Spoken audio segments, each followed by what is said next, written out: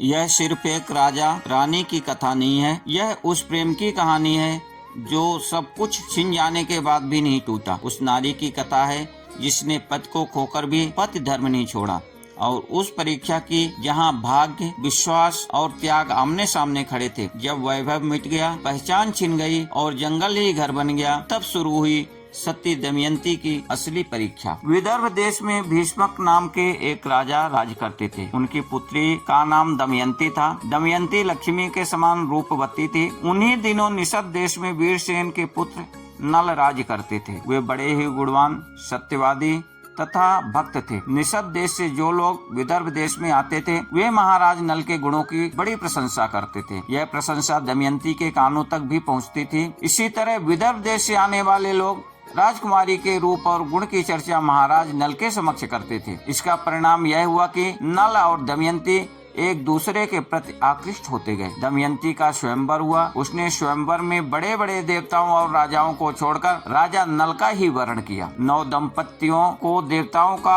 आशीर्वाद प्राप्त हुआ। दमयंती निषद नरेश राजा नल की महारानी बनी। दोनों बड़े सुख से समय बिताने लगे। दमयंती पतिव्रताओं में से शिरोमणि थी। अभिमान तो उसे छू भी ना सका था। समयानुसार दमयंती के गर्भ से एक पुत्र और एक कन्या का जन्म हुआ। दोनों बच्चे माता पिता के अनुरूपी सुंदर रूप और गुण से संपन्न थे। समय सदा एक सा नहीं रहता, दुख सुख का चक्र निरंतर चलता ही रहता है। वैसे तो महाराज नल गुणवान, धर्मात्मा तथा पुण्य श्लोक थे, किंतु उनमें एक दोष था, जुए का व्यसन था। नल के एक भाई का नाम पुष्कर था। वह नल से अलग रहता था। उसने उन्हें जुए के लिए आमंत्रित किया। खेल आरंभ हुआ। भाग्य प्रतिकूल था। नल हारने लगे। सोना, चांदी, रथ, वाहन, राजपाट सब हाथ से निकल गया। महारानी दमयंती ने प्रतिकूल समय जानकर अपने दोनों बच्चों को विदर्भ देश की राजधानी कुंडिनपुर भेज दिया। इधर नल जुए में अपना सर्वस्व हार गए। उन्होंने अपने शरीर के सारे वस्त्र आभूषण उतार दिए। केवल एक वस्त्र पहनकर नगर से बाहर निकले। दमयंती ने भी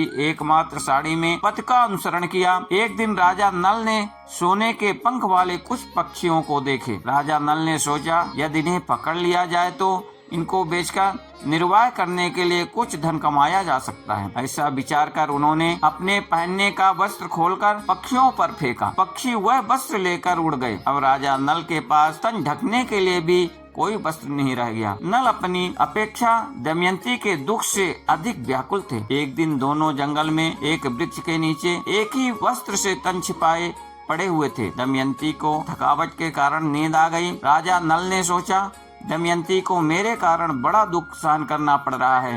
यदि मैं इसे इसी अवस्था में यहीं छोड़कर चला जाऊं तो यह किसी तरह अपने पिता के पास पहुंच जाएगी। यह विचार कर उन्होंने तलवार से उसकी आधी साड़ी को काट लिया और उसी से अपना तन ढककर तथा दमयंती को उसी अवस्था में छोड़कर वे चल दिए। जब दमयंती की नींद टूटे तो बेचारी अपने को अकेली पाकर करुण विलाप करने लगी। भूख और प्यास से व्याकुल होकर वह अचानक एक अजगर के पास चली गई और अजगर उसे निगलने लगा। दमयंती की चीख सुनकर एक व्याध ने उसे अजगर का ग्रास होने से बचाया, किंतु वह व्याध स्वभाव से दुष्ट था। उसने दमयंती के सौंदर्य पर मुग्ध होकर उसे अपनी काम पिपासा का शिकार बनाना चाहा। दमयंती उसे शाप देते हुए कहा, यदि मैंने अपने पति राजा नल को छोड़कर किसी अन्य पुरुष का चिंतन नहीं किया हो तो इस पापी व्याध के जीवन का अभी अंत हो जाए।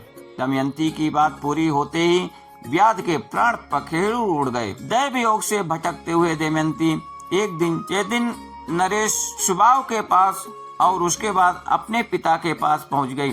अंततः दमयंती के सतीत्व के प्रभाव से एक दिन महाराज नल के दुखों का भी अंत हो गया। दोनों का पुनर्मिलन हुआ और राजा नल को उनका राज्य भी वापस मिल गया।